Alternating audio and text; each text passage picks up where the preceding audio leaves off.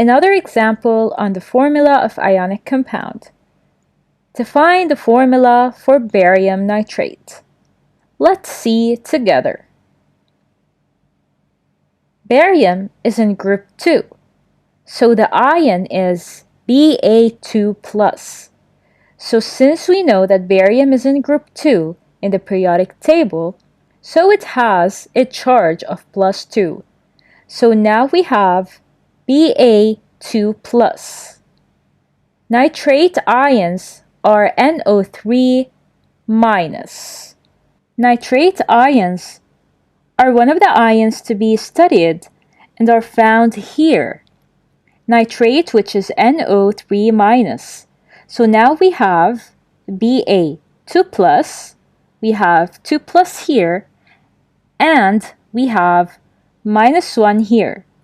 So they're not equal. The charges are not equal. Let's see what we can do. Let's consider this is Ba2+, and this is NO3-. We have 2+ and -1. So we can add another -1 to have -2. Now we have +2 and -2, which cancel each other. So the formula is BaNO3 2. And since both ions can't be separated, we'll add brackets and 2. Since we have -2, we put 2 here next to the brackets.